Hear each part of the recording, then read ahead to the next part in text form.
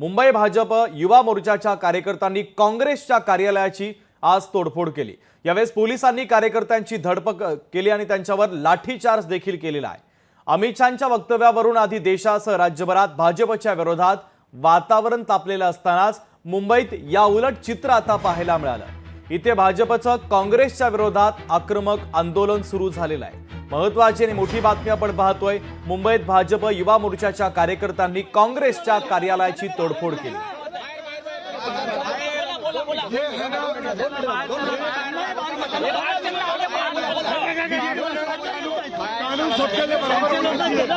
कानून सबके लिए बराबर होना चाहिए।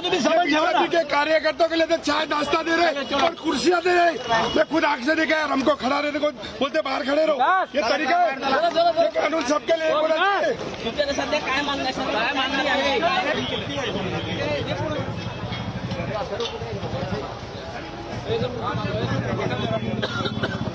स्टेशनच्या बाहेर राडा झाला। दोन्ही गटाचे कार्यकर्ते या ठिकाणी होते, तर या राड्याची दृश्य देखील आपण पाहतोय। पोलीस या कार्यकर्त्यांना समजूत त्यांची काढण्याचा प्रयत्न करतायत। ही त्या ठिकाणची लाईव्ह दृश्य आपण पाहतोय। पोलिसांनी आता प्रवेशद्वार देखील बंद केल्याचं आपल्याला दृश्यांच्या माध्यमातून दिसतंय। काँग्रेसचे कार्यकर्ते आता आक्रमक झालेले आहेत। काँग्रेसच्या कार्यालयाची भाजप युवा मोर्चाच्या कार्यकर्त्यांनी तोडफोड केली। त्यानंतर पोलिसांनी लाठीचार्ज केला आणि भाजपच्या कार्यकर्त्यांची पोलिसांनी धरपकड केली। त्या कार्यकर्त्यांना आझाद मैदान पोलीस स्टेशनमध्ये आणण्यात आलं। त्यानंतर या पोलीस स्टेशनच्या बाहेर काँग्रेसचे कार्यकर्ते आता आक्रमक झालेले आहेत।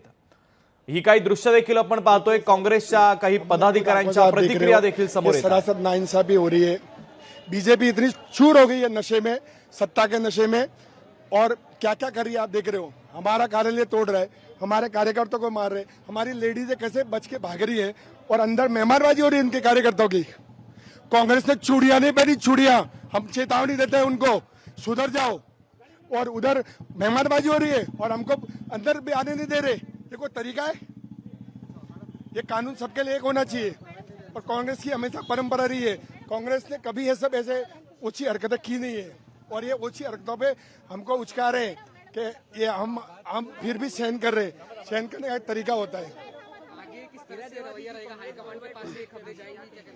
देखिए, जो हमने यही किया, मांग रखी है कि हमारे सारे जो एक हुआ है उसको न्याय मिलना चाहिए, और सरासर गलत हुआ है। बीजेपी इतनी चूर हो गई है सत्ता के इसके नशे में। आप देखो क्या हो रहा है। हम ये भाई साहब थे, ये थे, हमारे लोगों को तो अंदर खड़ा रहने को, अंदर घुसने नहीं दे रहे। उनकी मेहमानबाजी हो रही है, आते कुर्सियां दे रहे, चाय नाश्ता दे रहे। ये चल रहा है मुंबई महाराष्ट्र में। आपका नाम बताइए। और मैं हीरा देवासी, यहाँ से भी चुनाव लड़ा था राहुल नार्वेकर जी के सामने कुलाबा से। उनको वहाँ ला के खाना दे रहे, पुडी दे रहे, उनके सारे लोग जाकर त्याचा घमंड कुठेतरी तोडला पाहिजे। प्रशासनाने तोडला पाहिजे, नाही तर सरकारने तोडला पाहिजे। आता भाजप त्या बाबतीत काय करते हे आपल्याला बघावं लागेल। पोलीस प्रशासनाने सुद्धा कडक कारवाई करण्याची जरूरत आहे। ही जी काही गुंडाशाही प्रवृत्ती आहे ती खऱ्या अर्थाने महाराष्ट्रातून काढून फेकण्याची जरूरत आहे। भाजप युवा मोर्चाचे मुंबई अध्यक्ष आहेत, त्यांचा याच्यामध्ये समावेश होता। त्यांना पोलीस प्रोटेक्शन देखील आहे। त्यांचा माज आहे, तो माज उतरण्याची जरूरत आहे। सरकारली आणि सत्तेत असणाऱ्या पार्टीली तरी तो माज उतरवावा, नाहीतर उद्या जाऊन मग आम्ही जे विरोधात असणारे पक्ष आहेत, तर सामान्य लोक आहेत, सामान्य कार्यकर्ते आहेत, ते तरी त्यांचा माज उतरवतील। त्यामुळे उगाच दुसऱ्याच्या पक्षाच्या कार्यालयामध्ये जाऊन तोडफोड करणं हे कितपत योग्य? उद्या कोणाच्या तरी घरी जातील। उद्या मग जसं परभणीला घडलं की घरात जाऊन लोकांना बाहेर काढून तिथं मारलं, तर तसं जाऊन जर महाराष्ट्रात अशा गोष्टी व्हायला लागल्या तर मग कायदा व सुव्यवस्थेची काय परिस्थिती राहणार आहे? त्यामुळे योग्य असा आदेश हा होम मिनिस्टर साहेबांनी द्यावा। तिथं असणाऱ्या पोलीस प्रशासनाने त्या बाबतीत लक्ष घालावं। उद्या जर सत्तेत असणाऱ्या पदाधिकाऱ्यांना, पक्षाच्या पदाधिकाऱ्यांना वाटत असेल की महाराष्ट्र म्हणजे आपलीच मालमत्ता आहे, मग ते कदाचित फार हवेत गेले, त्यांना जमिनीवर आणण्याची जरूरत आहे,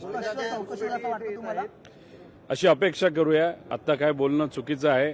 उद्या परवापर्यंत काय त्या बाबतीत काय केलं जातं हे आपल्याला बघावं लागेल। पण जर अशा गुंड प्रवृत्तीच्या पदाधिकाऱ्यांना जर पाठबळ सरकारकडनं दिलं तर हे फार दुर्दैवी गोष्ट आहे. बांगलादेशी घुसपेटीचं येत आहे, काय तुमची प्रतिक्रिया? बांगलादेशी घुसपेटी भारतामध्ये ओळखपत्र, मोठे ओळखपत्र घेऊन राहत आहे, काय म्हणणं आहे? सरकारने त्या बाबतीत योग्य तो निर्णय घ्यावा.